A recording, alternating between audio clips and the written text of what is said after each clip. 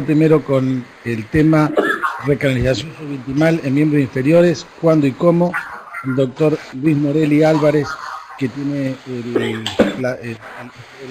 honor de hacer, nosotros el honor, perdón, de escucharlo a él desde San José de Costa Rica. Es un intervencionista periférico, ya ha estado en Argentina anteriormente y lo hemos bueno, un poco pedido que nos dé él está en el Hospital Calderón Guardia, Hospital Clínica Bíblica, Servicio Vascular Periférico, allí en San José de Costa Rica. ¿Estás escuchando en Costa Rica? Sí, buenos días, ¿cómo están? Muchas gracias de nuevo por la invitación, de verdad es un honor para mí estar con ustedes hoy y vamos a ver si podemos aportar un poquito de este Ateneo que va a dejar muchas lecciones, creo. Gracias. Te agradezco mucho, Luis. Aquí están alumnos de la carrera y especialistas ya formados hace ya muchos años, que estamos trabajando en esta parte tan interesante como intervencionismo periférico. Estamos escuchándote, Luis, y quedamos atentos a lo que nos comentes. Sí, gracias. Pues básicamente la charla que vamos a dar a continuación pues va a ser un poco de introducción para lo que va a seguir durante la programación que está establecida. Y pues son las bases de lo que va a representar lo que es la técnica subintimal en el manejo sobre todo de oclusiones complejas, que es donde va a tener una clara indicación y sobre todo en oclusiones complejas en pacientes con isquemia crítica, que va a correlacionar también su indicación clínica. Las oclusiones totales pues crónicas van a corresponder a una porción significativa de las lesiones encontradas en la enfermedad arterial periférica. Esa porción vamos a mencionarla en la siguiente diapositiva, pues tiene una proporción bastante importante a la hora de tratar pacientes con oclusiones complejas. La habilidad del éxito de sobrepasar la oclusión o de reentrar en el lumen, que van a ser prácticamente las dos variables que pueden impedir un éxito técnico, va a estar afectada directamente en el éxito del procedimiento y en gran parte también en la patencia que vaya a tener este procedimiento a largo plazo. Vamos a ver que va a haber fallas de recanalización de hasta un 20-25% cuando estamos hablando ya de lesiones de más de 10 centímetros de longitud. Y pues también hay otras variables que vamos a tener que analizar que nos van a dictar la capacidad que vamos a tener de tener éxito a la hora de tratar estas lesiones. Primero que todo, obviamente, no es lo mismo iniciar tratando estenosis simple de 2-3 centímetros como lo es empezar tratando ya lesiones de más de 10 centímetros con oclusiones totales, lesiones muy calcificadas, pues la posibilidad de que tengamos, si no tenemos una experiencia adecuada, tengamos éxito, no va a ser tan buena. Por lo tanto, la experiencia del operador siempre es importante.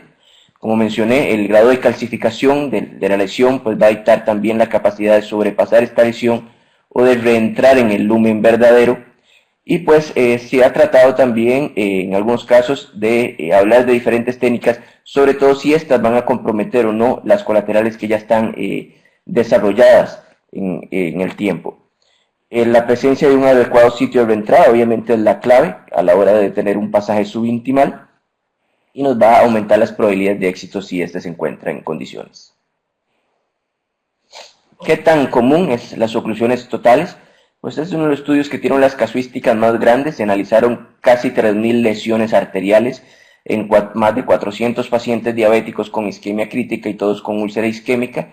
Y vamos a ver que conforme nos vamos alejando del corazón, pues las lesiones oclusivas van a ser más frecuentes. Vemos tasas donde van aumentando en el territorio femoral, en el territorio popliteo, posteriormente en los vasos tibiales casi que es la norma encontrar oclusiones totales crónicas y por lo tanto va a ser sumamente frecuente tener que tratar este tipo de lesiones conforme vamos a ver pacientes que están más enfermos. Los factores que van a determinar realmente el éxito del tratamiento, como le dije, son varios. Hay específicos del paciente y pues se ha demostrado en diferentes estudios que estadios clínicos más avanzados, pacientes con lesiones más graves, con varios angiosomas de su pie comprometidos, con lesiones en varios de los sitios, pues tienden a tener un peor pronóstico y una menor tasa de éxito a la hora de tratarlos.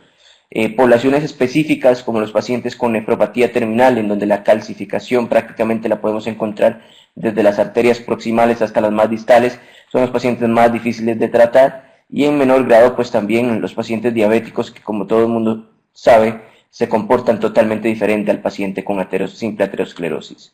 específicos de la lesión, como son la longitud de la oclusión, lesiones clasificadas anteriormente o en la clasificación que era más utilizada últimamente más en desuso, como el CELTAS-2, se habla de lesiones C y D, en donde pues llegan a ser más difíciles de tratar y llegan a ser un reto realmente en algunas ocasiones. La severidad de la calcificación también va a dictar el éxito. Oclusiones desde el origen del vaso, recordemos que a nivel de los ostiums de los vasos, pues el recoil y la estenosis son más severas y ahí podemos considerar utilizar algún otro tipo de dispositivo para tratar de asegurar un poquito más de éxito cuando estos están comprometidos. Y obviamente los compromisos de los vasos de salida, si tenemos un vaso enfermo, un vaso calcificado, el éxito que vayamos a tener de reentrar en el mismo, de tener una adecuada salida del flujo va a ser poco. Cuando hablamos de la técnica subintimal, pues es esto lo que estamos hablando. Encontramos una oclusión total crónica, pues decidimos, porque realmente la técnica subintimal actualmente es una técnica intencional, no es una complicación, sino que es una técnica intencional. Lo que tratamos es de hacer un pasaje de la guía hacia un lado de la guía, hacia un lado de la oclusión, en lugar de tratar de sobrepasar esta oclusión en sus puntos más difíciles de cruce por su gran calcificación, por ser lesiones muy largas. Es realmente absurdo decir que vamos a mantener un pasaje totalmente intraluminal en una lesión ya de más de 10, 15 centímetros, y pues siempre va a haber algún pasaje subintimal. Muchas veces tomamos la decisión de hacerlo intencional desde el inicio. La técnica es usar un catéter corto con una guía hidrofílica, que ahorita vamos a mencionar más adelante, y tratar de hacer una pequeña asa o un loop de esta guía manteniéndola corta para no tratar de romper o dañar el vaso o crear un espacio subintimal muy largo. En la imagen del corte transverso, pues vamos a ver que la idea es pasar no a través de la lesión, sino a la par de la lesión, con la intención después de hacer una angioplastía, pues desplazar la enfermedad hacia un lado y crear un nuevo lumen.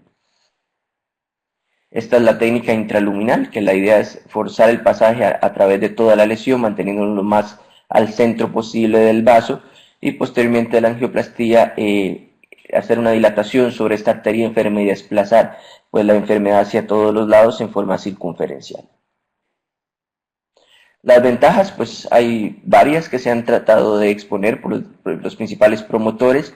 Se habla de que el abordaje, pues en términos generales e idealmente es un abordaje relativamente bajo. Vamos a ver que los materiales que se utilizan son pocos y pues de poco costo también. Hay principalmente el doctor Bolia, que es uno de los que escribió la técnica desde sus inicios y es el que tiene pues más estadística, reporta la utilización de prácticamente entre un 1 a un 10% de utilización de stent únicamente, o sea que todo el lumen nuevo que está formando no deberíamos de stentearlo ni siquiera en su entrada o reentrada en la gran mayoría de los casos.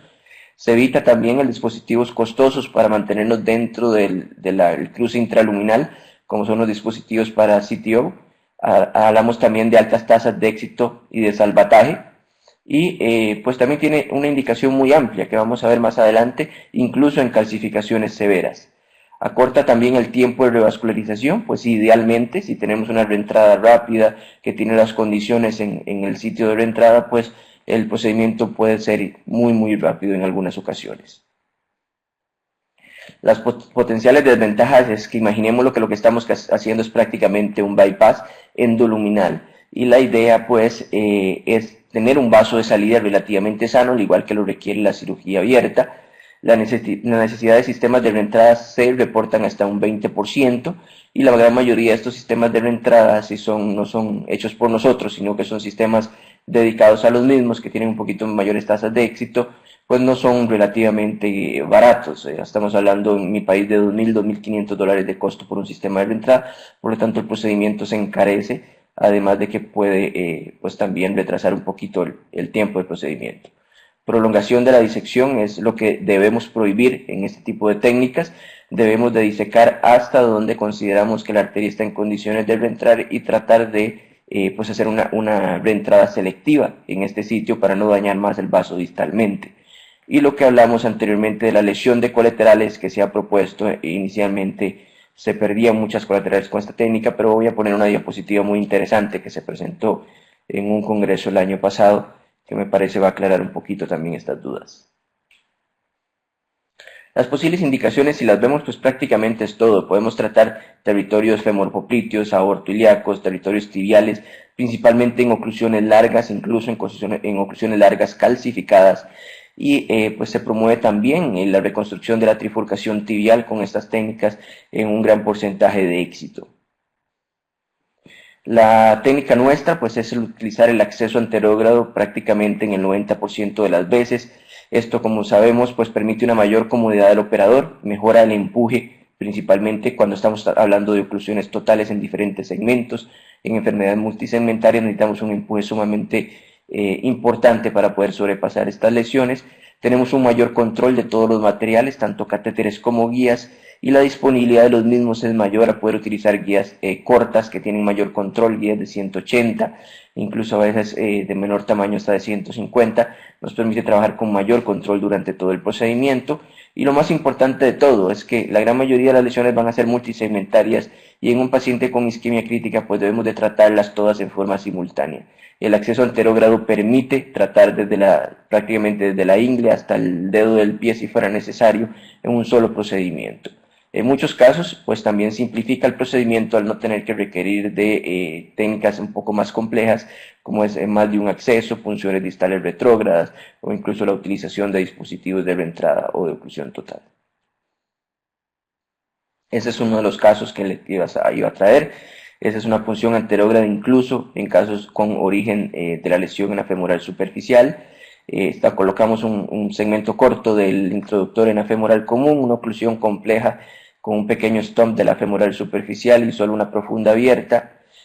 Materiales básicos como este son los que utilizamos, el catéter de Ver o Bernstein, dependiendo de la curva que queramos, es el que normalmente utilizamos. Vean que no es un catéter hidrofílico porque pierde el soporte. Este es un catéter no hidrofílico que nos da un soporte adecuado, pero tiene la ventaja de tener un perfil muy bajo. Trabajamos en un perfil de 4 French. Inicialmente utilizamos una guía teflonada de punta recta, que es la que nos introduce en la lesión para tener un poquito de soporte inicial, y posteriormente cambiamos con una guía hidrofílica tipo Terumo con una curvatura de una rigidez intermedia o estándar, no una rigidez importante para no causar más traumatismo o llegar a romper o perforar el vaso.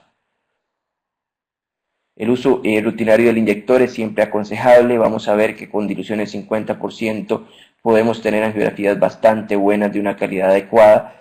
Consumimos menos del 25% de 25 cc de contraste en una angiografía diagnóstica y mucho menos del 75%, incluso en angiografías, en angioplastías complejas. Este es el caso que les mostré anteriormente. Vemos que lo que hay prácticamente a nivel de la rodilla es una lluvia de colaterales. A nivel ya del tercio proximal de pierna vemos una arteria peronea como único vaso de salida.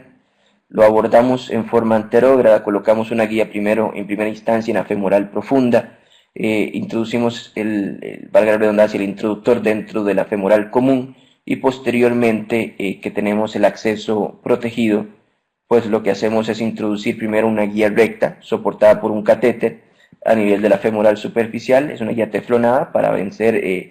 La guía hidrofílica tiende a ir donde hay menos resistencia, esta guía no, podemos penetrar donde hay más resistencia, y posteriormente que lo logramos cambiamos por una técnica subintimal, un asa corta seguida por un catéter a corta distancia, tratar de mantener esa asa lo más pequeña posible para no crear un espacio subintimal muy amplio que nos separe después de una posible reentrada fácil, y lo más importante, que no vaya a lesionar o perforar el vaso.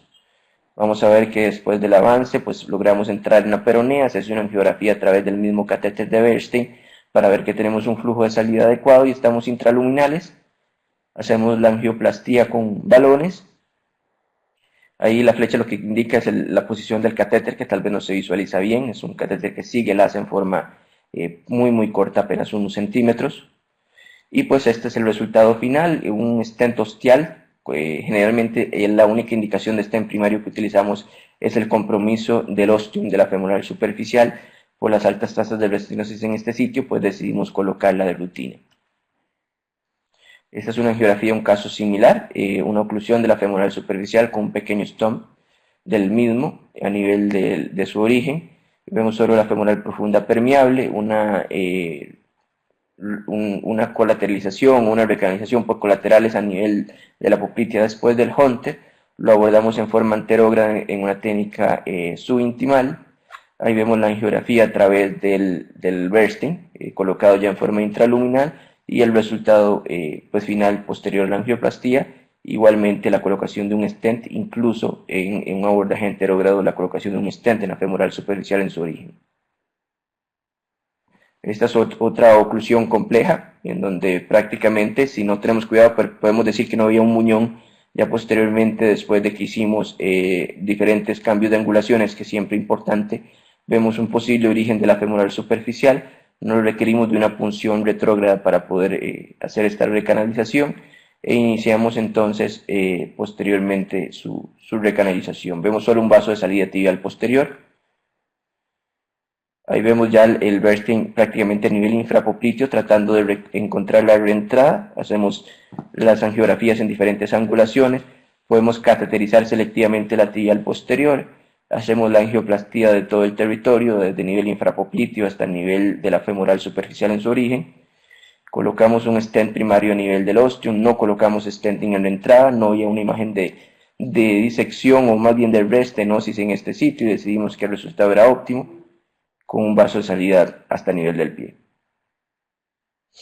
Esta es la diapositiva que les comenté. Esta es una diapositiva que se presentó en el 2014, este año, en el LINC, en enero, en Alemania, en Leipzig, en donde prácticamente se discutía realmente si la técnica subintimal llega a comprometer o no las colaterales. Y es muy interesante estas imágenes que vamos a mostrar, o que mostró el Dr. Bolli en este congreso.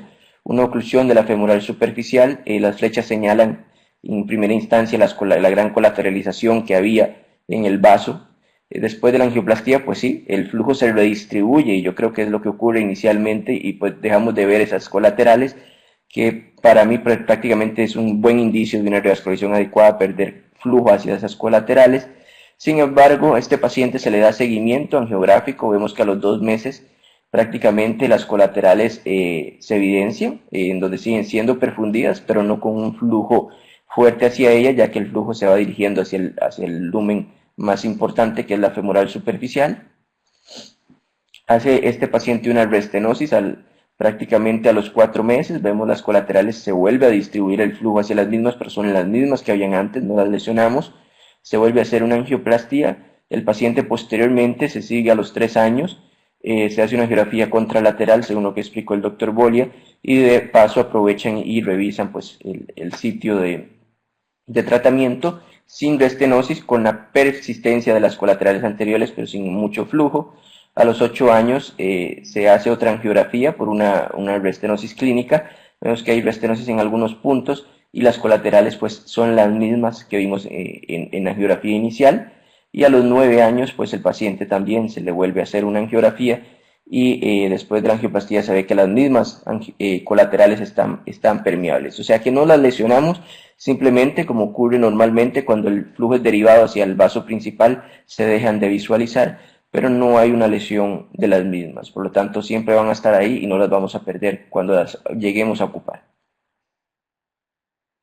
Hay nuevas armas que se han ido promoviendo gracias a la gran evolución que ha tenido el mercado en la terapia endovascular, y en los últimos años, sobre todo en el territorio periférico, y esto pues ha tenido su éxito, nos ha llegado a dar la ventaja de promover la terapia endovascular incluso en lesiones muy complejas, como lesiones TASC-C o D, de la clasificación de TASC-2.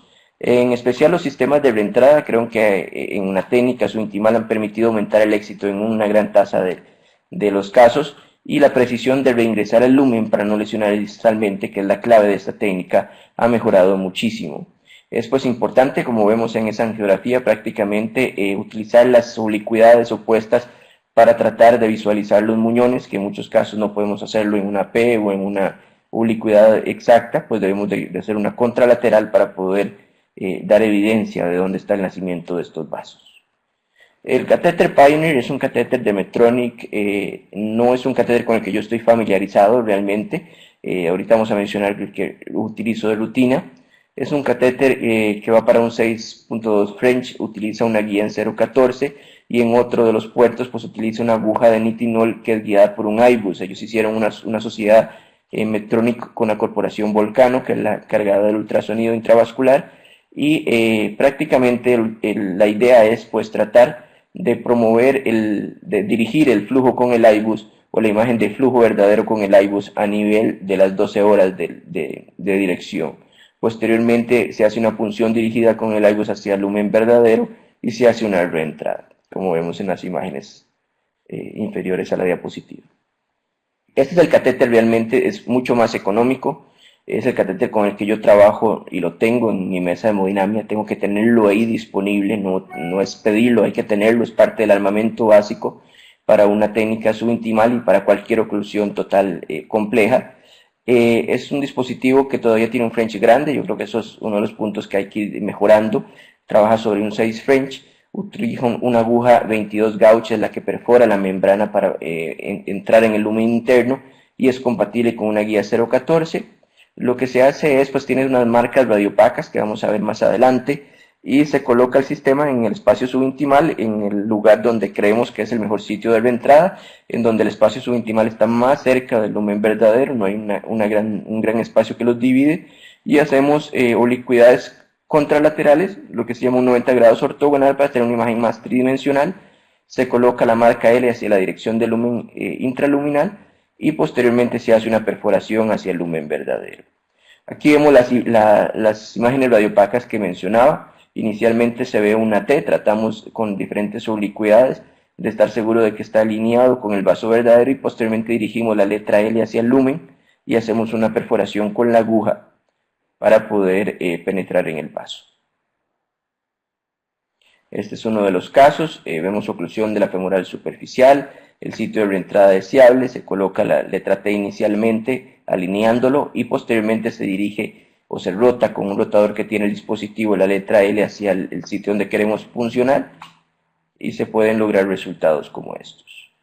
Esto es importante porque la técnica subintimal tiene la ventaja que muchas veces queremos forzar el paso por una lesión sumamente calcificada que no permite o apenas permite el paso de una guía, por lo tanto tenemos que posteriormente empezar a dilatar con balones muy pequeños, balones de tipo coronario, de alta presión para tratar de ir haciendo espacio y muchas veces no tenemos una adecuada dilatación o hay una restenosis significativa. La técnica subintimal tiende a desplazar el calcio hacia un lado, por lo tanto nos alejamos del calcio y tratamos de hacer un lumen un poco más sano, digámoslo así, que no una arteria tan enferma. Este es uno de los casos donde se usa la técnica subintimal.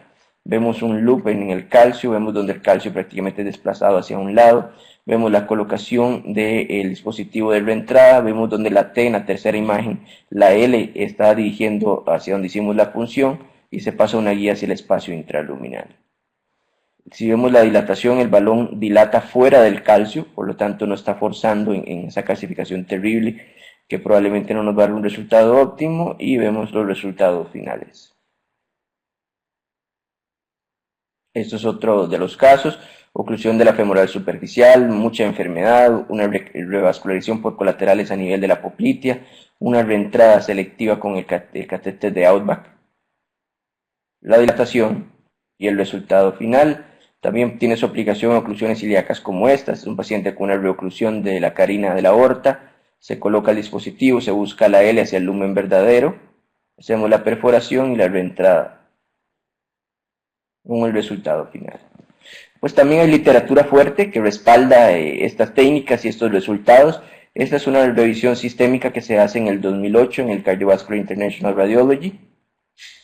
Esta es la metodología, creo que no sea muy claro, disculpen, en donde prácticamente se identificaron inicialmente 151 estudios, se quedan al final con 23 estudios que eran candidatos a un adecuado análisis. Y posteriormente, esto es lo más importante del estudio. Bueno, pues lo primero, lo que siempre buscamos son las tasas de salvataje en estos pacientes, tasas de salvataje superiores al 80% en la gran mayoría de los casos. Patencias esperables a un año, tener patencias entre el 50, 60, 70% como máximo en algunos de los estudios.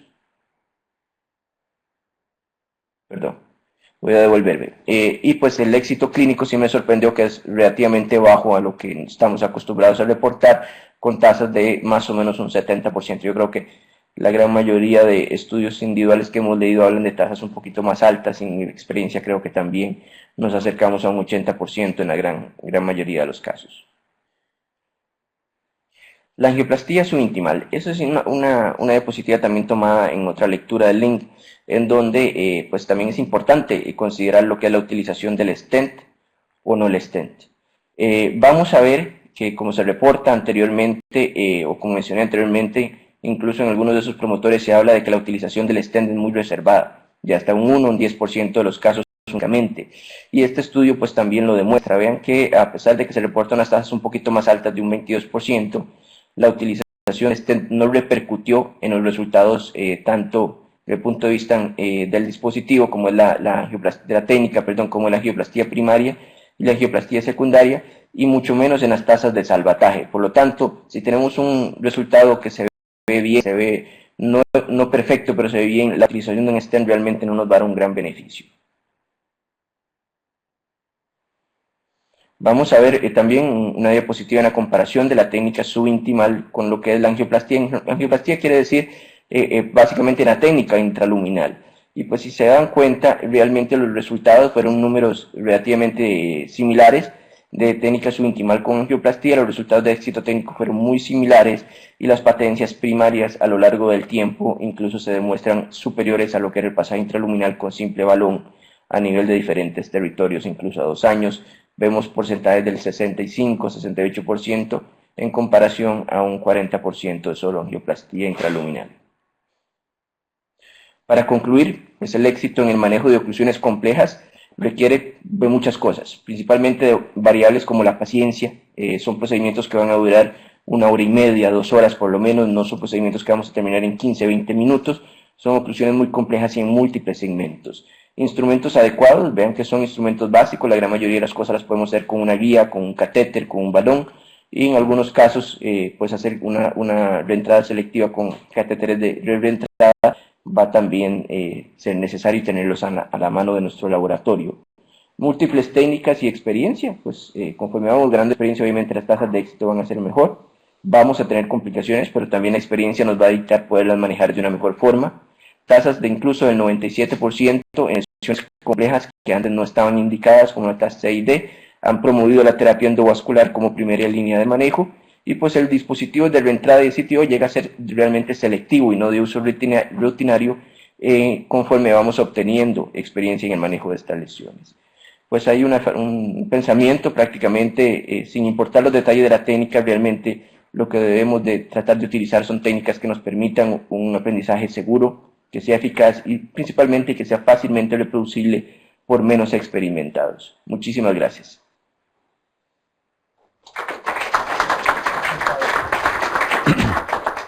Muchas gracias, Luis.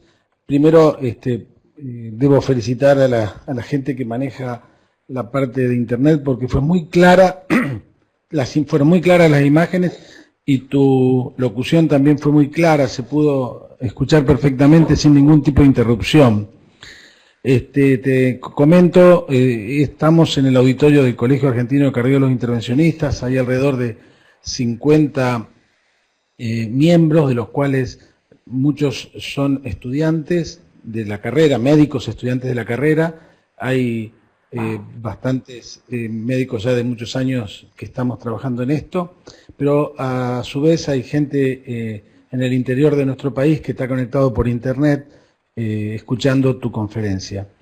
Las preguntas seguramente que más van a surgir van a ser en relación a la utilización de stents, porque nosotros en Argentina somos un poquito más propensos a la utilización de stents. Hay una consulta de un médico que dice en qué momento, el doctor Larribó de Mendoza, nos pregunta en particular, perdón, ¿cuáles son las indicaciones de implante de stent en esta técnica? ¿Cuándo vos crees que es necesario colocar stent en estas técnicas?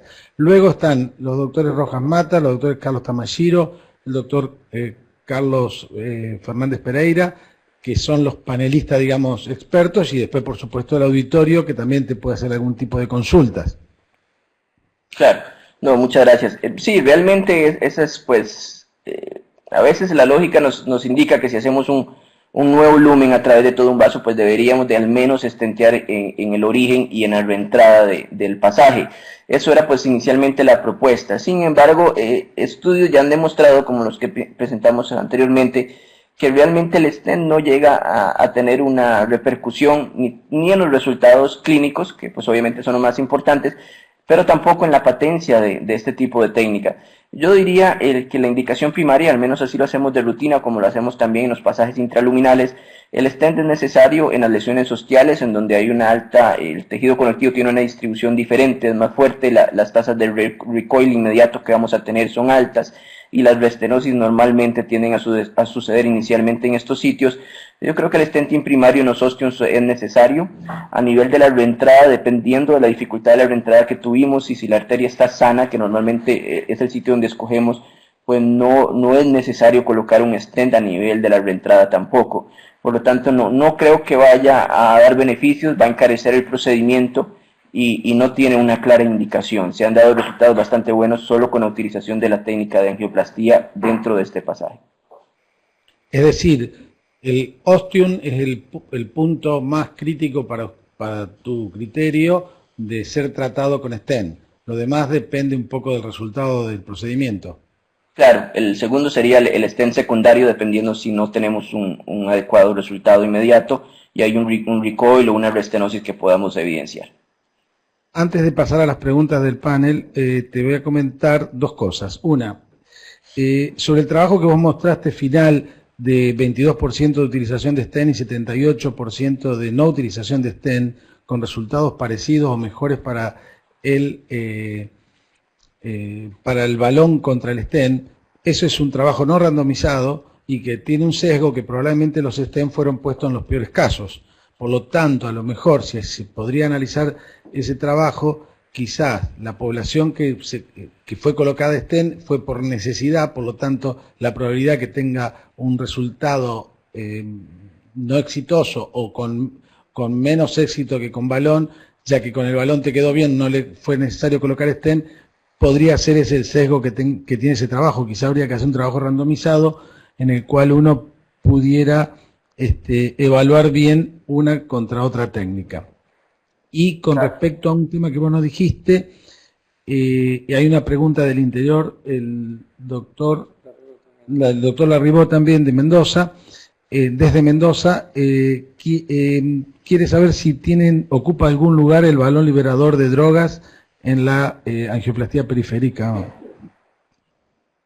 Sí, realmente con el balón con droga tenemos que tener mucha cautela. Nosotros iniciamos acá con mucha esperanza, sobre todo a nivel de los territorios infrapopliteo, como dijo anteriormente, confiando en estudios que no eran aleatorios, no eran estudios tampoco multicéntricos, con una alta tasa de resultados que nos promovieron a utilizarlo, a hacer una gran inversión en nuestro centro, pues no son materiales caros, prácticamente cuestan el triple que un balón normal. Y como vieron a nivel infrapopliteo, incluso el balón que se promovió por una empresa que fue la promotora inicial, tuvo que sacarlos del mercado por los pésimos resultados que tuvieron después de un estudio adecuado, randomizado y multicéntrico. Por lo tanto, este tipo de tecnologías debemos, por lo menos en los países donde tenemos dificultades algunas veces de presupuesto, tratar de ser cautelosos. A nivel infrapopliteo, por el momento, lo que se utilizó y el estudio más grande que hay, que es el estudio IMPACT, prácticamente no mostró ventajas a nivel infrapopliteo, y pues todavía que estamos con dudas de qué va a pasar con el territorio femoropopiteo, pues estamos dependiendo también de estudios que no tienen un gran soporte científico.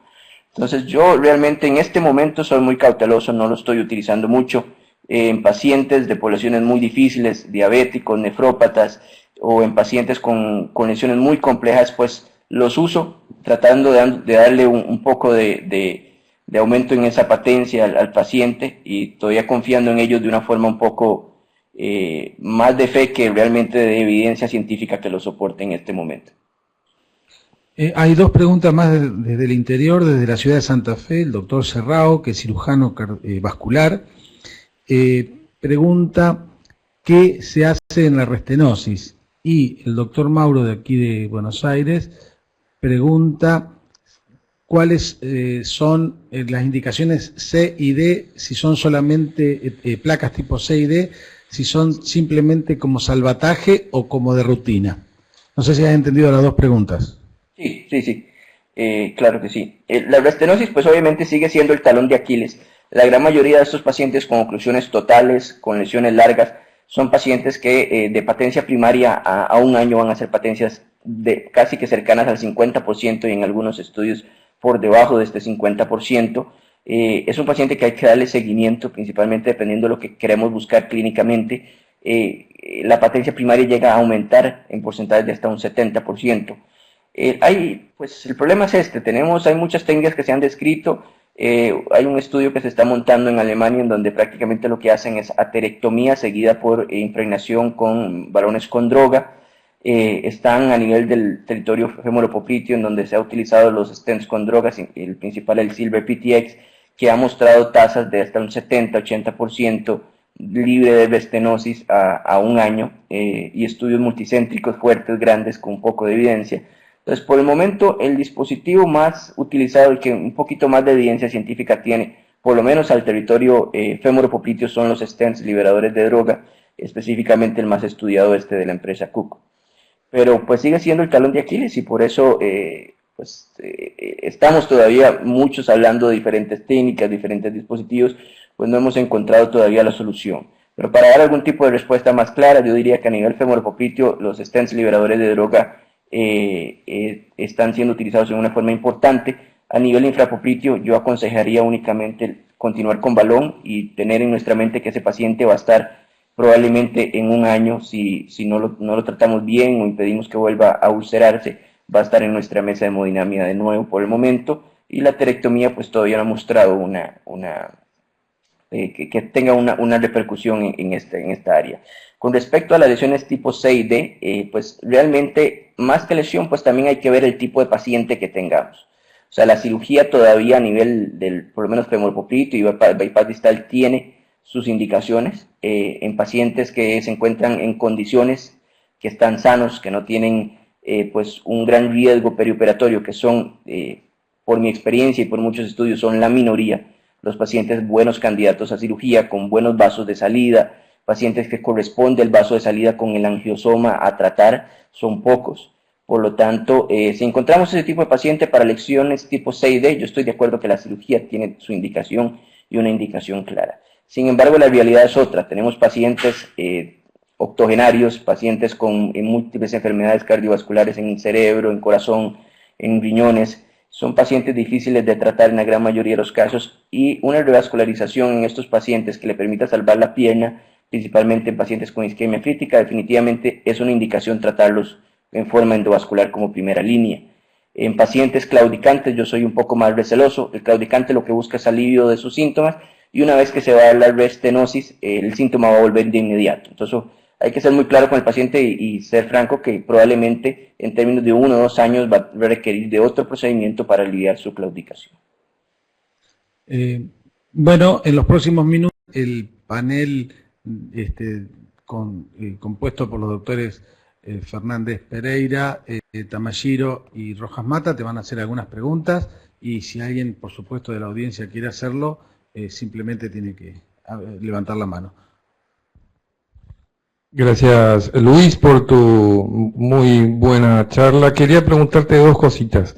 Dado que estos pacientes son bastante complejos desde el punto de vista de las extensas lesiones vasculares, quería preguntarte el tiempo y el tipo de antiplaquetarios que utilizás, y si cuando usás stents, dado que ahora se habla mucho de la fuerza excéntrica crónica de los tipos de stents, si vos tenés algún tipo de ranking de stent para utilizar, dado que esta fuerza excéntrica a largo plazo produce daño inflamatorio y probablemente es lo que produce las tasas de restenosis altas en las lesiones femorales.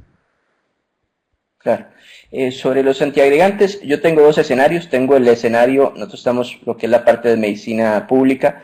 A nivel de la seguridad social, lo que está aprobado, si no utilizamos stents con droga, es doble antiagregación plaquetaria por un mes, y posteriormente solo un antiagregante posterior al mismo. Si usamos algún tipo de stent con droga, pues podemos ampliar la utilización de doble antiagregación por un año prácticamente. A nivel privado, que es el paciente que pues puede costear su tratamiento y no dependemos de los protocolos a nivel público, Lo que utilizamos es básicamente DOLI antiagregación por lo menos por un año. Si el paciente no tiene alto riesgo de sangrado, incluso le agregamos lo que es el cilostazol, creo que ahí se llama Cabolín si no me equivoco en Argentina, y pues prácticamente también ya a nivel coronario hay estudios y a nivel periférico de que ha disminuido un poco lo que es las tasas de restenosis sin predisponer a un alto riesgo de sangrado si lo agregamos a esta DOLI antiagregación. O sea, para resumir, en término ideal yo utilizaría triple antiagregación, digámoslo así, si el cilostazol se puede considerar un antiagregante por algún efecto que tiene, a nivel de por lo menos un año en estos pacientes, si no tienen un alto riesgo de sangrado. En pacientes con respecto al stent, dependiendo de la localización y lo que esté tratando en el stent, así va a ser. Si es una oclusión larga, en donde me preocupa más reestenosis por hiperplasia, más que vaya a haber lesión del stent o fractura del stent, lo que estoy utilizando ahorita es el Silver PTX por la impregnación del droga a nivel de la femoral superficial, hipoplitia. A nivel de la rodilla o a nivel del pliegue de la ingle, que a veces utilizamos stents a nivel del pliegue, dependiendo si el paciente es pésimo candidato quirúrgico, pues también si es necesario stentearlo, lo hacemos. Y el stent de mi predilección es el stent Supera, es un stent que la disposición de los struts, del mallaje, es totalmente diferente, se ha comprobado ya en algunos estudios, pues que sus patencias también han mejorado en estos sitios y las tasas de fractura prácticamente han sido nulas. Por lo tanto, esos dos son prácticamente los caballitos, digamos, de batalla que estamos utilizando en este momento. Habla el doctor Tamashiro, muy buena su exposición, muy clara. Encantado. Tenemos un problema en el territorio femoropopliteo cuando están pesadamente calcificados. Ahí tuvimos fracasos de alto porcentaje. Veo que ustedes no es una contraindicación para ustedes el acceso subintimal.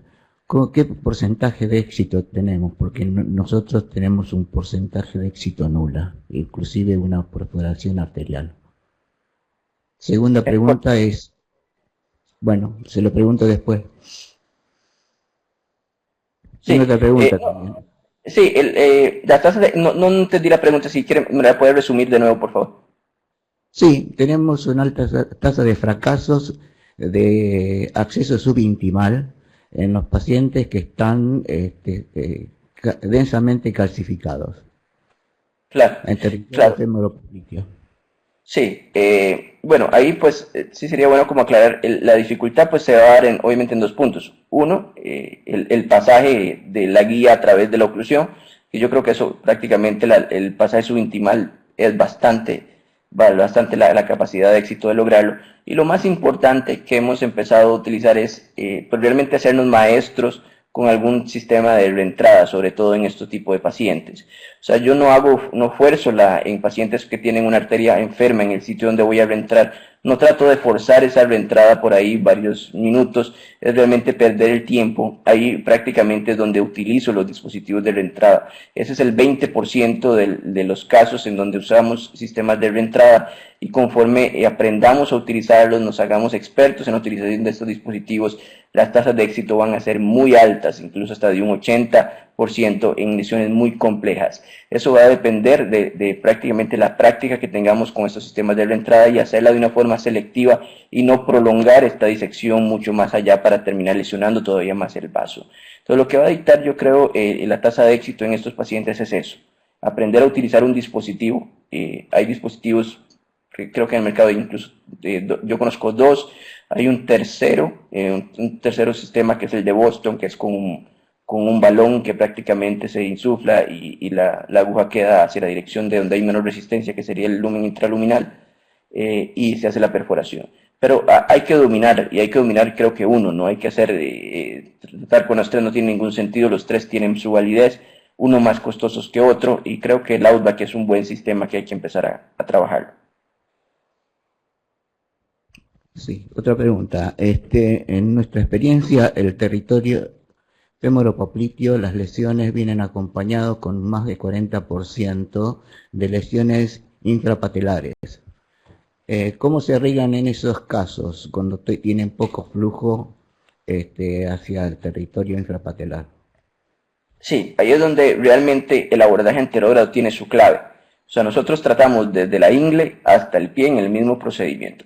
Entonces, definitivamente, si tengo un segmento, por ejemplo, a nivel de la poplitea sano, trato de hacer primero la reentrada, o sea, no continuar con la disección hasta el territorio infrapopliteo, sino tratar de hacer una reentrada inicial a nivel de esa poplitea y posteriormente trabajar los vasos tibiales como una enfermedad infrapoplitea aislada, digámoslo así, pero durante el mismo procedimiento y simultáneamente. Hay casos como el que presenté, que prácticamente el paciente estaba ocluido desde la ingle hasta a nivel de las rodillas, con un solo vaso tibial posterior, pues ahí hicimos un pasaje subintimal en todo su segmento. Los vasos tibiales son un poco más nobles a la hora de la técnica subintimal, tienden a reentrar en forma espontánea en un gran porcentaje de los casos. Si no se logra, pues también está en casos complejos el abordarlos en dos accesos, un acceso anterógrado y con un acceso en punción retrógrada y tratar de unir las dos recanalizaciones en un sitio común, por decirlo así, con diferentes técnicas que hay, ¿verdad? Pero realmente hay que irse acostumbrando a diferentes tipos de técnicas a utilizar, doble acceso, sistemas de reentrada, hacer, pues, en un paciente con isquemia crítica, dejar una revascularización en solo el territorio popliteo es absurdo, hay que revascularizar pues hasta el nivel del pie si fuera necesario. Y en muchos casos pues trabajamos ambos tipos de lesiones, en muchos de los casos, en forma simultánea. Sí. Hola, buenos días. Hola, el doctor Rojas Matas, acá de Buenos Aires. Muchas gracias por su exposición, la verdad, muy clara. Un punto que se discutió y fue bastante conversado en el último TCT en las mesas de periféricos, me llamó la atención el análisis profundo que se hace en pacientes con respecto a lesiones que son de más de 15 centímetros, 15 a 20 centímetros. Y el análisis va dirigido específicamente al análisis de costo-beneficio, ya que estos pacientes, sobre todo si son calcificados, tienen una tasa de reintervenciones anuales de 1.8 a 2 y a los 24 meses casi llega al 4%, o sea, duplica la cantidad de reintervenciones, digamos, anuales.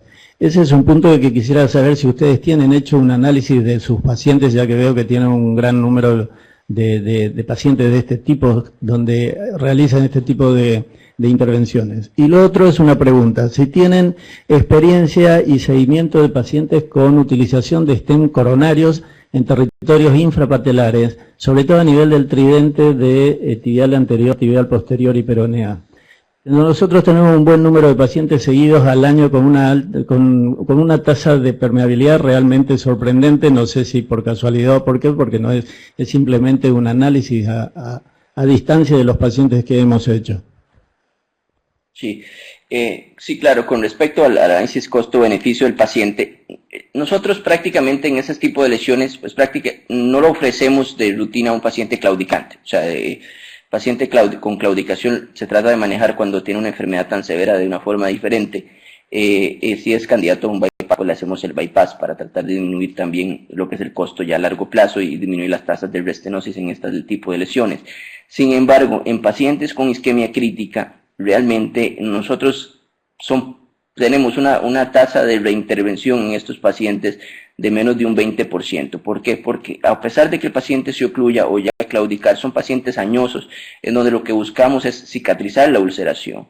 Si logramos mantener ese vaso abierto por unos 6 a 9 meses y logramos cicatrizar este paciente, pues ya tuvimos el resultado deseado y no es necesario insistir en mantener una arteria abierta, sino insistir en mantener un paciente con una úlcera cicatrizada. Obviamente el tener una arteria abierta es como un seguro que tenemos a la mano para cuidar al paciente, sin embargo no tiene una relación totalmente directa. Tenemos que impedir que este paciente se vuelva a ulcerar, tenemos que buscar por qué se ulceró ese paciente, si es que utilizaba un calzado inadecuado, si el paciente es un paciente que no tiene un cuidado adecuado de su pie, tiene deformidades considerables y hay que tratar de modificar la postura en cómo camina este paciente y se está lesionando. Ahí es donde es la clave de este tipo de lesiones, es lograr mantener la vía alta para que el paciente cicatrice. Estamos hablando de isquemia crítica, y la meta final es esto, que el paciente se alivie de sus síntomas en la gran mayoría de los casos, y ya hay pues muchos estudios que han demostrado que incluso los pacientes con dolor de reposo, una vez revascularizados por un periodo relativamente adecuado y si cuidamos a este paciente, es probable que no vuelva a manifestar sus síntomas y no haya que invertir más en esto.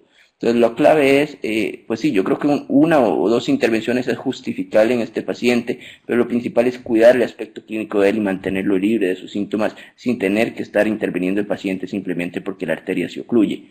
En segundo caso, pues sí, nosotros utilizamos lo que son los stents a nivel infrapopliteo, solo a nivel de los ostiums de los vasos tibiales, son stents cortos tipo coronario impregnados con droga, y tenemos relativamente para el territorio infrapopliteo una decente tasa de libre de estenosis hasta de un 70%. Por lo tanto, estamos contentos cuando lo utilizamos en lesiones cortas a nivel del ostium de las tibiales. Lesiones largas de más de 10-15 centímetros, igual vamos a tener estenosis a nivel de estos vasos incluso superiores al 50% a un año.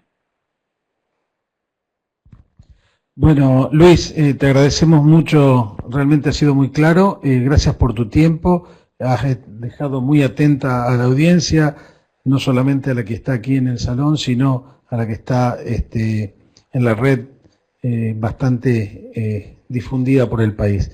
Te agradecemos mucho y bueno, esperamos verte pronto por aquí, por Buenos Aires. No, muchas gracias, de verdad ha sido un honor compartir con ustedes, poder discutir estos temas que realmente son todavía controversiales y por eso es que estamos creciendo tanto a nivel periférico y un gusto cuando necesiten algo, igual espero estar por allá pronto y un abrazo a todos. Hasta luego. Gracias, hasta luego. Como 10 minutos. Andrea Brecciaroli nos va a comentar un poco sobre los productos Terumo que están a cargo de la empresa Unifarma en Argentina. Hola a todos, mi nombre es Andrea Brecciaroli, soy especialista de producto de la firma Terumo Chile, aquí en Argentina, que actualmente nuestros productos están siendo comercializados por Unifarma. En el día de hoy les voy a presentar un producto que se llama Solopat, que actualmente está en la última etapa de registro en Argentina y que esperamos que en los próximos 2 meses o 3 ya podamos estar comercializándolo. Bien, Solopat es un introductor balón expandible de acceso transfemoral que está diseñado para proporcionar acceso femoral en procedimientos mínimamente invasivos avanzados que implican grandes instrumentos como implante percutáneo de válvula aórtica, reparación endovascular de aneurisma de la aorta, reparación endovascular de la aorta torácica, valvuloplastía aórtica con balón y asistencia cardíaca. Como características principales de este producto, Solopat cuenta con el menor perfil de inserción que cualquier introductor de su clase, realizará una rectificación momentánea de la ilíaca sin riesgo de desprendimiento de placas y disecciones. Solopat es el único introductor en el mundo que nos permitirá entrar con un perfil de entrada de aproximadamente 11, 13 o 14 French y permitirá ampliarse, por esto que les comenté que es balón expandible, a un 14, 19, 20, 21,5 French lo máximo respectivamente. Solopat tiene un recubrimiento hidrofílico, que es el mismo polímero que se encuentra en las guías, en los balones que ustedes conocen nuestros, en el Ester incluso, y facilitará la entrega de la anatomía tortuosa. El avance así será menos traumático a través de la vasculatura por su modelo maleable. Minimizará la fuerza de inserción y reducirá el trauma arterial. Este producto está diseñado para colapsar tras la retirada, ya que reducirá la resistencia contra la pared íntima. En la siguiente diapositiva podrán ver un cuadro en el que, dependiendo del tipo de procedimiento, sea una EVAR, una TEVAR, TAVI o una valvoplastía aórtica, podremos ver el tipo de tamaño de introductor que se necesitará. Como características y ventajas principales, como ya les mencioné anteriormente, tiene un recubrimiento hidrofílico en la vaina, lo que reducirá la fricción durante la inserción. El bajo perfil que les comenté de inserción significará menos posibilidades de tener desplazamiento de la placa y perforación del vaso, y así una mayor capacidad para navegar en anatomía tortuosa, justamente por la alta maleabilidad que tiene y el recubrimiento hidrofílico.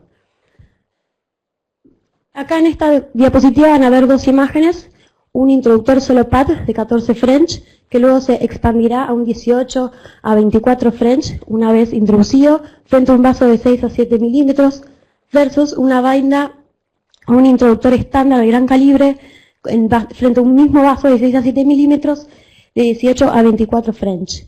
Se verá claramente el bajo perfil de inserción que tiene este introductor nuestro. Bien, Solopat incorpora el mayor desarrollo de la técnica, ya que posee una válvula de homeostasis de 4 tapas que proporcionará, además de hemostasis, y controlará la pérdida de sangre a través de la válvula bajo presión arterial y con varios dispositivos insertados. Ahí, en el extremo inferior de la derecha, o izquierda, depende cómo esté enfrente a la máquina, van a ver la válvula hemostática. Bien, respecto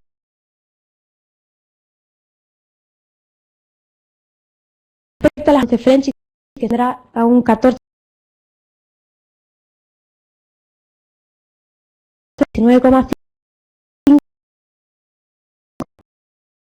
en relación a las medidas más grandes que contaremos, es de 21 French.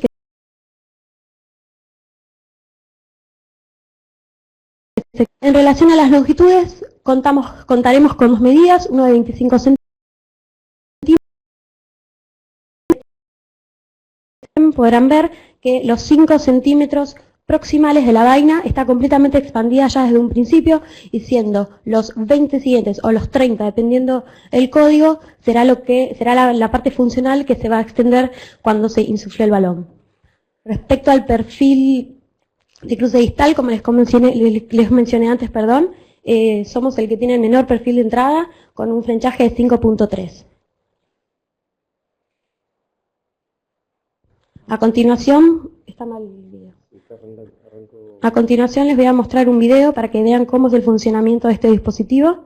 Disculpen, vamos a tratar de ponerlo desde el principio.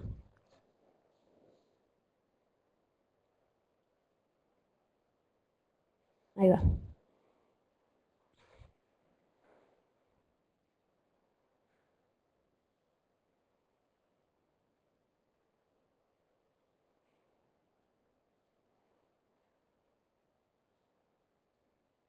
Ahí van a poder ver el introductor. Está mostrando en estos momentos cómo se está expandiendo la vaina.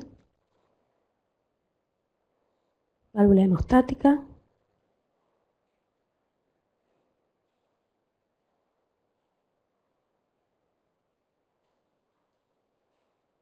Esto es lo que le comenté, que su diseño es sumamente maleable y no correrá riesgo de desprendimiento de placas o de disecciones. Ahí es cuando se insufla, se expande.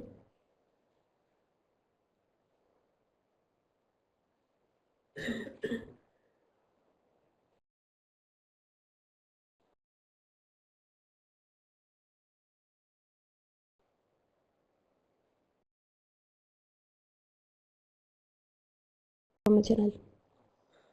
Exactamente, 50%.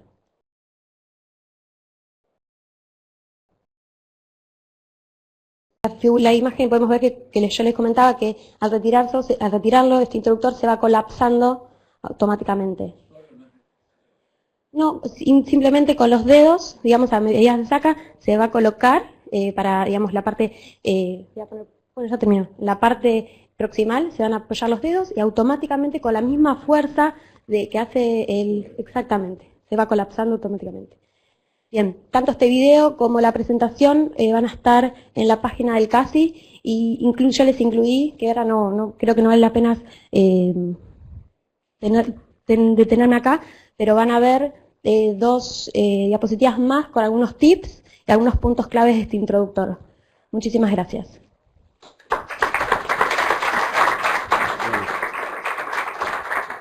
Bueno, gracias a Andrea, a Terumo y a Unifarma por colaborar y participar de nuestro Ateneo. Bueno, lo próximo que vamos a hacer es, en primer lugar, la presentación de casos desde el interior. En realidad uno es desde el interior, el doctor José Vicario desde Santa Fe, que va a estar en primer lugar, y después el doctor Diego Usanti de Mendoza, que está acá, o sea, es del interior, pero lo tenemos con nosotros. No sé si estás escuchando, José. Sí, te escucho perfectamente. Presenta un honor, primera coronariografía que vi en mi vida la hizo él. Omar, ¿ustedes me escuchan? Sí, te estamos escuchando bien. Hay un pequeño delay, pero hacemos pausa entre los dos y no vamos a tener ningún inconveniente. Estoy comentando que la primera radiografía que vi en mi vida la realizaste vos allí en el viejo hospital italiano. Yo te vi, nunca había visto una coronariografía y realmente quedé sorprendido.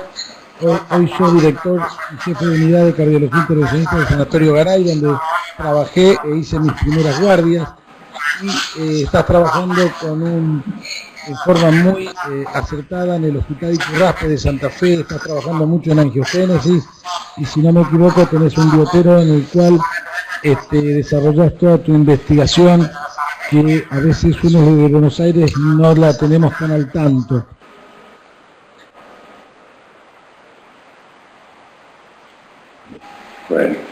Bueno, te agradezco la presentación, Omar, como siempre. Nosotros siempre tenemos muy buen recuerdo tuyo.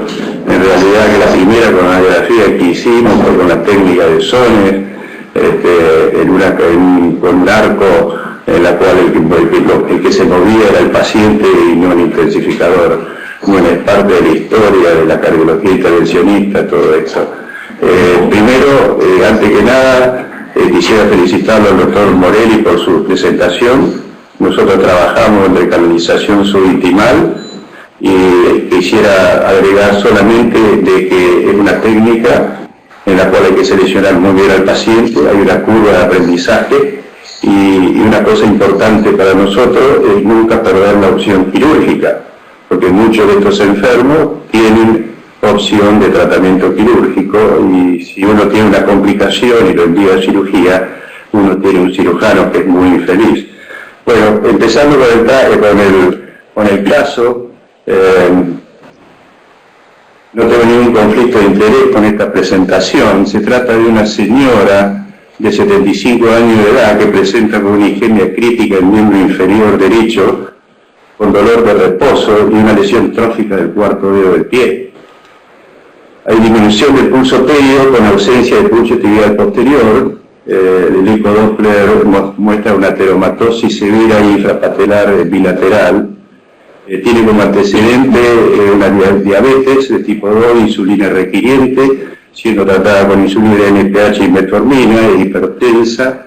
Tiene deterioro de función renal con la urea de 0,53, una creatina de 1,48, con un clearance de 41 mililitros por minuto. En el laboratorio tiene glóbulos blancos normales, con una eritro elevada y una trombocitosis con 457.000 plaquetas. Esta es la lesión que presenta la señora, es una lesión del cuarto dedo del pie, que presenta osteomielitis, tenía secreción purulenta. Nosotros usamos mucho el angioma para revascularizar la lesión estrófica, y este sería un angioma correspondiente a la arteria tibial posterior. Usamos la clasificación de la Universidad de Texas para prediabético, y este sería un estadio D, porque es una lesión trófica que tiene isquemia e infección. El grado de lesión sería 3, porque la lesión penetra hasta la articulación, hasta el hueso. Esta clasificación a nosotros nos sirve para saber la severidad de la lesión trófica con que estamos en este momento. Esta es una lesión severa en la cual la paciente tiene riesgo de amputación, motivo por el cual uno trata de intervenir lo más pronto posible. Nosotros tenemos en el sanatorio un grupo multidisciplinario, en la cual incluye tratamiento médico, de la interconsulta con clínica médica para controlar su diabetes. Ellos aconsejan la suspensión de la metformina ante la necesidad de una posible angiografía. E hicimos interconsulta con nefrología, porque hay que tener en cuenta que un 30% de estos pacientes con pie diabético terminan en diálisis. También se hace consulta con infectología, en la cual aconsejan ciprofloxacina y clindamicina. El grupo de lesión trófica es la interconsulta con traumatología, cirugía plástica para las lesiones que necesiten un injerto de piel, y hacemos interconsulta con ortopedia también, para que el paciente, después de tratar su lesión trófica, tenga un calzado adecuado porque estos pacientes con diabetes tienen neuropatía y hacen úlceras tróficas. En el grupo de flujo cardíaco, que está incluido por un cardiólogo intervencionista, no tenemos radiólogo intervencionista en nuestro grupo, y el grupo de cirugía vascular con el cirujano cardiovascular. Esa es la cual se hizo en este caso una interconsulta con el cirujano, cardiólogo intervencionista, clínica médica, infectología y traumatología. Esta es la angiografía del paciente, la cual, como ven, tiene un sistema ferroposplicio con lesiones no muy significativas. A nivel infrapatelar se visualiza solamente una sola arteria, que es la arteria peronea, la cual presenta enfermedad en su porción proximal y no se observa la arteria tibial anterior ni tibial posterior. Las arterias ilíacas, femorales y hipoclistas no tenían lesiones significativas, teníamos oclusión de la arteria tibial anterior y tibial posterior. La peronea tiene lesiones obstructivas significativas en su porción proximal, y la arteria se visualiza en forma tardía por circulación colateral, de la arteria que se visualiza en forma tardía. No se observa arterias plantares. El angiosoma de esta paciente era la tibial posterior, está completamente ocluida, pero no tenemos unión por donde entrar. Entonces la conducta, en este caso, fue realizar una recanalización de la arteria tibial anterior por vía arteria y angioplastia de la arteria peronea, pensando que la arteria peria, la tibial anterior, daría circulación colateral como para a los arcos plantares, como para permitir una cicatrización después de una amputación limitada de ese dedo. Se hizo primero una punción retrógrada en la arteria peria con la aguja 22G. Esto fue dirigido por Ron Mapping, no lo hacemos por ecografía, lo hacemos por Ron Mapping. A veces lo hemos hecho por ecografía, y colocación se coloca una guía hidrofílica desde 0,14, curva corta en la arteria tibial anterior. El introductor que se coloca es el introductor 4 French. El ideal sería tener un introductor chico de 3 French, pero todavía no tenemos disponible, y una vez obtenida la vía de acceso se administra NPG y heparina en forma intraarterial. También se hace punción anterógrada con la femoral común, la cual se produce un introductor 5 French, y tenemos el acceso por vía peria con un introductor 4 French con una punción retrógrada. Creo que esta es la forma de abordar a este paciente con lesión crítica en su pie. Esta es la guía pasada por vía peria, en la cual progresa. Yo creo que el muñón distal es atravesado, pero la guía toma un trayecto probablemente subintimal y no progresa más allá de la porción media de la pierna. No hay posibilidad de entrar en la porción proximal. Esto motiva que uno, teniendo la vía anterógrada, uno baja un catéter de 4 French en la arteria poplitea, se hace una inyección y a través de la misma se introduce una guía de más soporte, una guía Miracle 3, para tratar de recanalizar la arteria en forma anterógrada.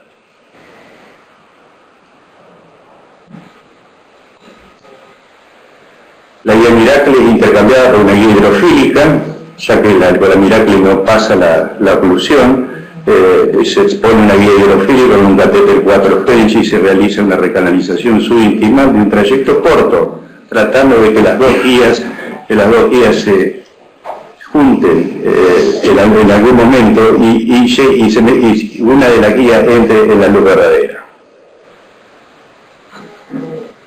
La guía anterógrada pasa al lecho distal de la arteria tibial anterior, que se ve acá. Este es un balón, usamos un balón chico, 1.5 por 15, que es un balón over the wire.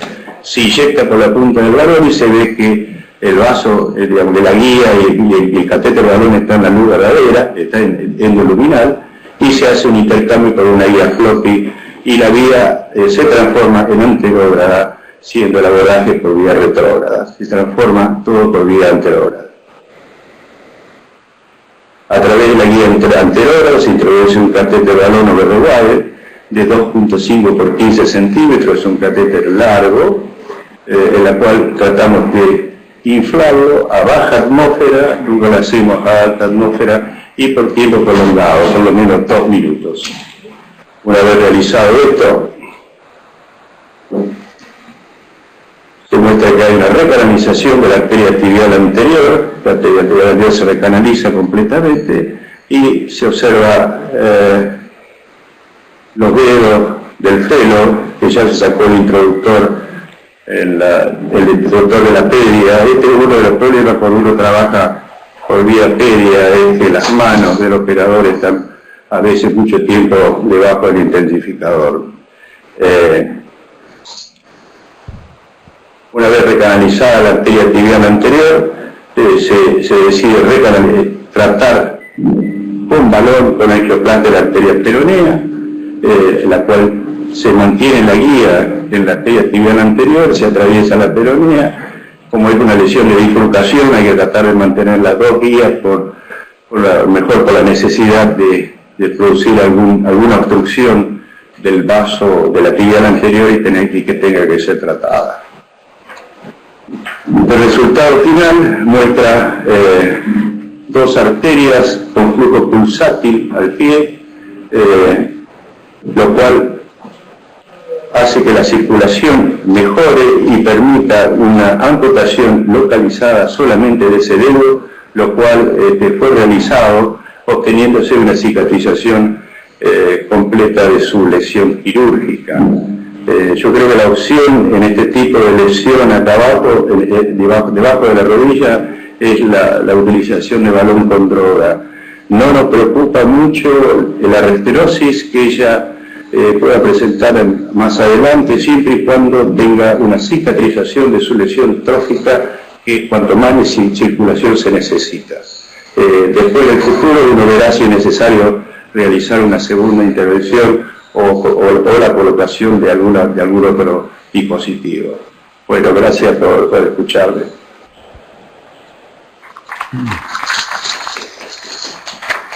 Muy buena la...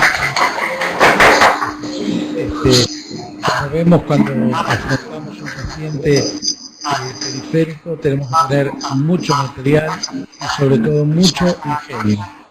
Doctor Tamashiro, ¿algún comentario?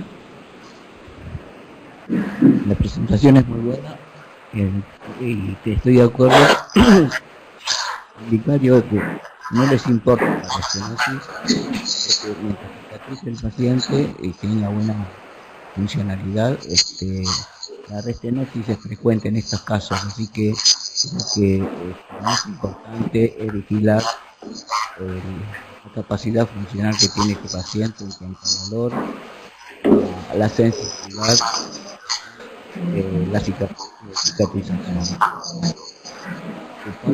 No si estos tratamientos el paciente no requiere ningún. Carlos Rojamata. Hola, sí, muy lindo caso porque es uno de los casos que más desafío ofrece a diario y son bastante frecuentes en pacientes octogenarios sobre todo. La verdad que es uno de los casos en que uno tiene que poner, como dijeron, todo el ingenio posible y todo el material posible para que el resultado, por lo menos inmediato, tenga lo que uno espera como para solucionar lo que nos aqueja en ese momento, que es la cicatrización y sacar al paciente de un estado clínico realmente comprometido, que es la infección y el compromiso tisural importante que tiene. Así que no, simplemente felicitar por el caso que presentaron, porque realmente es muy útil verlo y es uno de los casos que más permanentemente nos tiene en vilo en todo este tipo de pacientes. Carlos. Quería felicitar realmente por el caso.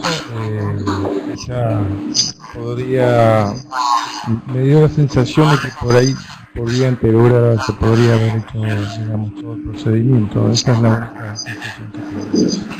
Pero es muy buena la experiencia de mostrar el acceso por vía pedia. Realmente eso no lo estamos haciendo, por lo menos en mi caso particular, pero realmente felicito por haber presentado. Es un caso de la vida real, digamos, este caso que ha presentado el doctor Vicario.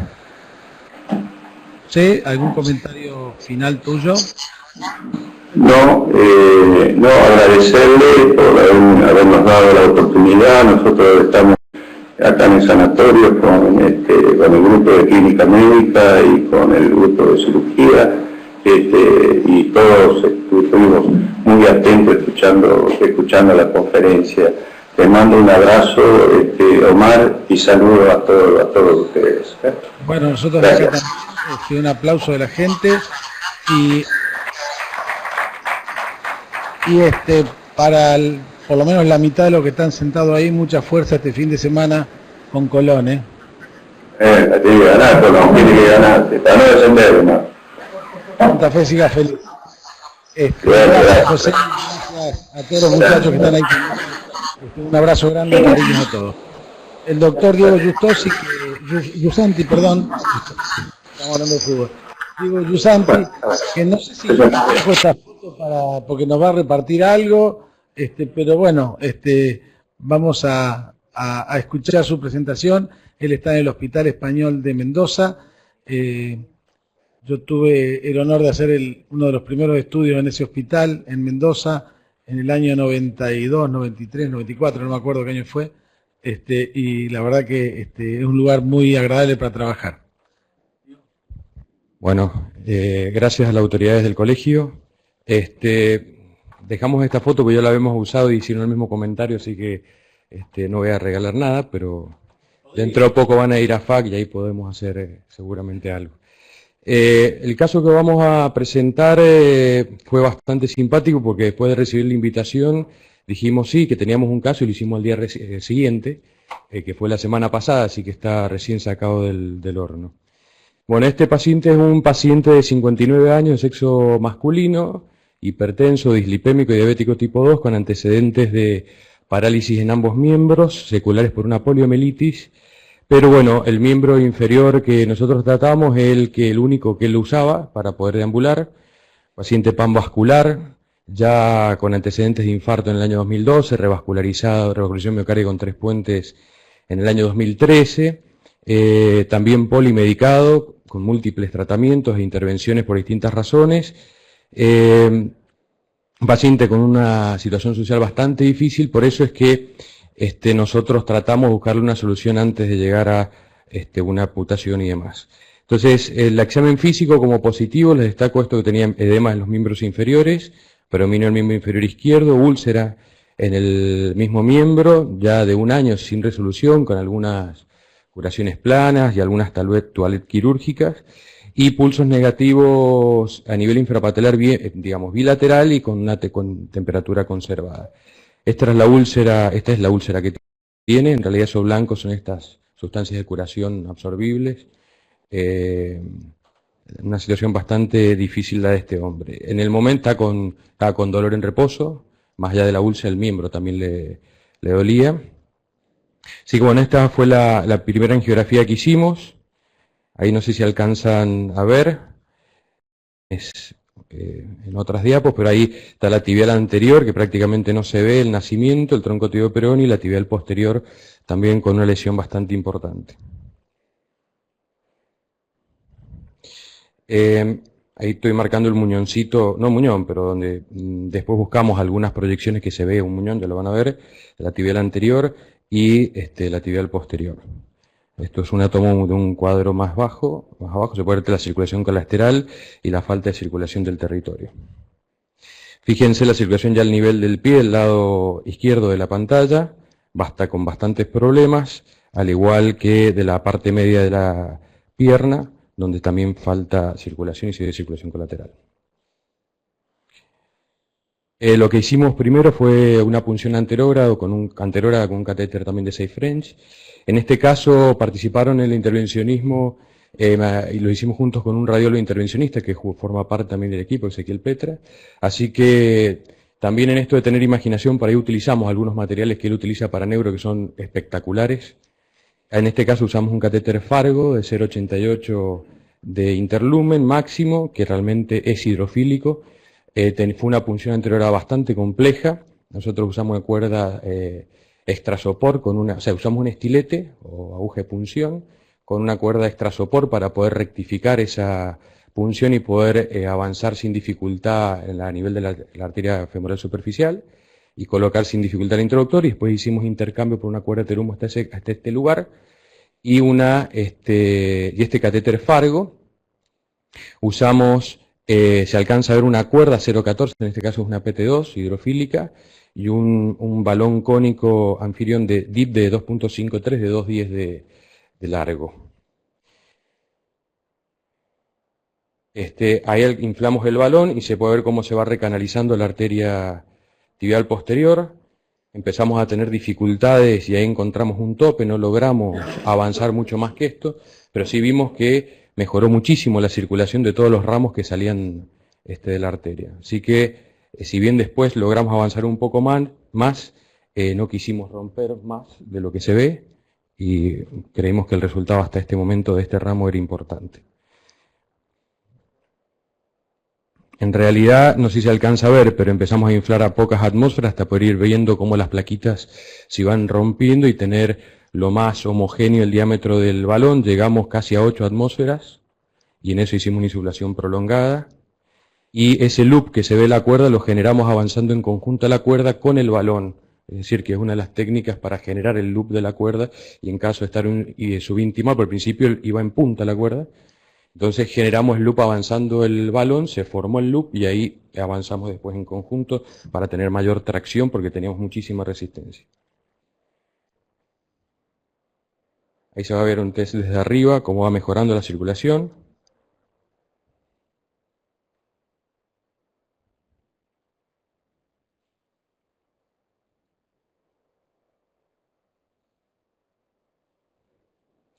Y esta proyección la pongo para ver el muñón de la arteria tibial anterior, que ya arriba con esta oblicuidad se logra ver.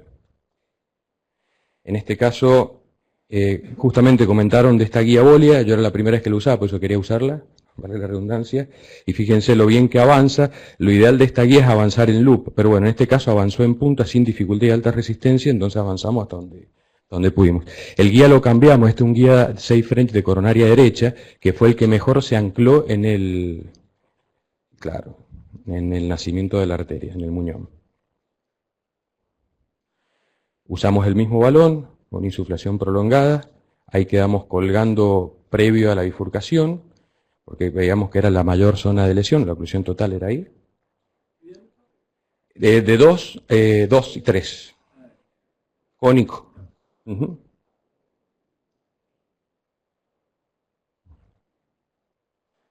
Vamos viendo cómo va recuperando el flujo también a este nivel.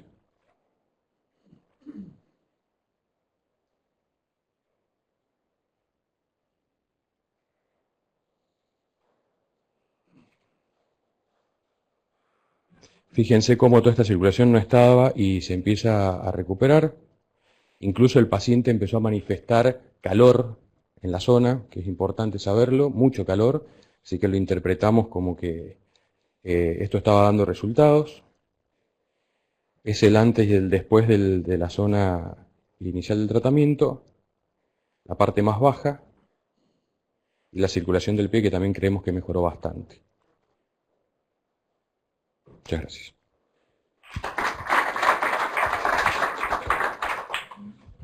Carlos.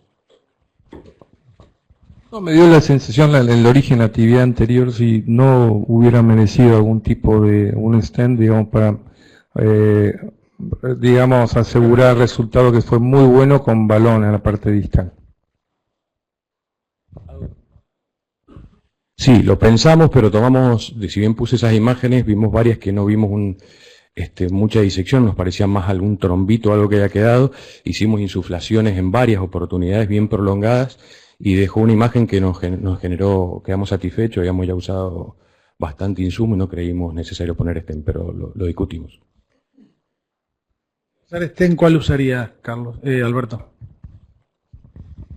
Lo que tenemos disponibles son los stent coronarios o si no los stent que están, pero son muy largos los periféricos, preferimos si es cortito ponerlo. Sí. Si son muy largos, no somos muy propensos para meter stent, no esperamos ninguna una angiografía que sea cosmética. Y si tenemos la línea que ya está recanalizada, y eso es lo que están diciendo ellos, es muy importante durante el procedimiento, es decir, si recupera la sensibilidad, si recuperan la movilidad de los dedos, le desaparece el dolor, terminó el estudio. Porque si la disecás, te embromaste y le tenés que poner un stent. Estamos en lo mismo. Yo vi lo mismo y creo que es una arteria muy importante y el resultado que tuvieron excelente a partir del tercio proximal hacia distal.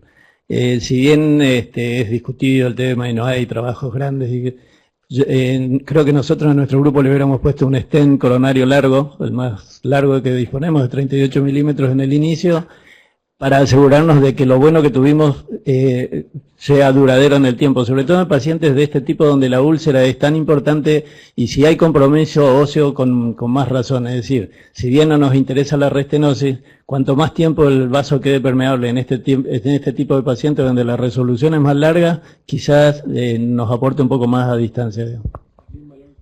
También balón expandible, sí, sí. No, con droga. Sí, sí, sí. Exacto. Sí, con droga. Uh-huh.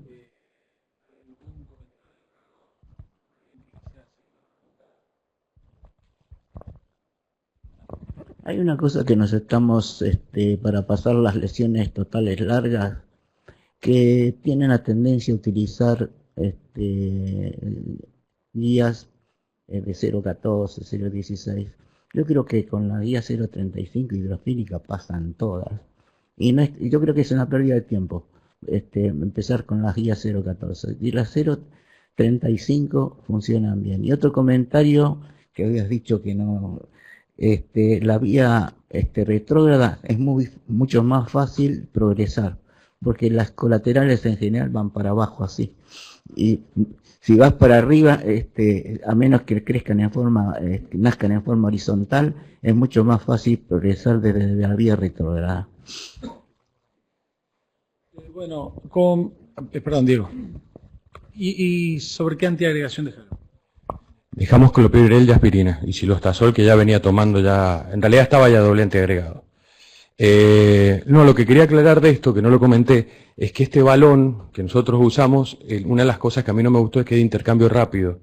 Entonces, a la hora de tener alguna dificultad con alguna cuerda que la tuvimos, con la PT2, hacer un intercambio no es lo mismo, es sacar todo y realmente la pérdida de tiempo si fuera over the wire, y aparte al poder testear desde el balón, creo que es una gran cosa a la hora si uno quiere estar dentro de la luz.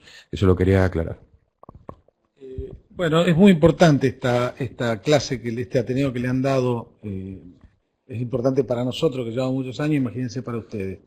Pues, justo entró el doctor Rodríguez y yo siempre le digo, si hicimos tanto lío con 3 arterias, imagínense con las que quedan. O sea, realmente la angioplastia periférica es un campo muy importante y nosotros tenemos el manejo delicado de este tipo de vasos que, como ustedes vieron, tanto en el ejemplo que hizo el doctor Vicario desde Santa Fe como el que mostró Diego recién y los casos que mostró Luis desde Costa Rica, algunas necesitan de un manejo fino del material que nosotros los tenemos. Entonces, somos del grupo de intervencionistas, los cardiólogos intervencionistas, los que mejor manejo tenemos por trabajar en las arterias coronarias. Entonces, realmente uno no tiene que dejar de lado esto. Pero acá están Carlos y Alberto, Carlos Rojamata y Alberto Tamashiro, por supuesto Carlitos Fernández, pero por trabajar juntos no lo comento. Ellos podrán decir el tiempo que requiere esto. Probablemente la sala se necesita mucho tiempo, se necesita mucho material, mucha paciencia, mucho ingenio y sobre todo los costos no son tan bajos como los que uno piensa. Cuando uno termina usando un balón nuevo, cuerdas nuevas, introductores nuevos porque hay que punzar una pedia o porque hay que punzar para abajo y no baja y hay que usar...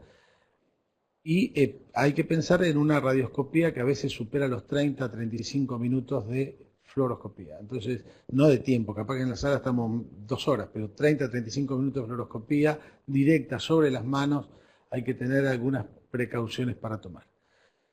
Yo no sé si alguien quiere hacer algún comentario, alguna pregunta, me parece que el Ateneo ha sido muy satisfactorio para todos y por mí doy por finalizado el Ateneo y continuamos con la actividad de de la jornada diaria de clases.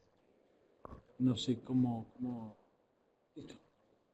Bueno, gracias a todos.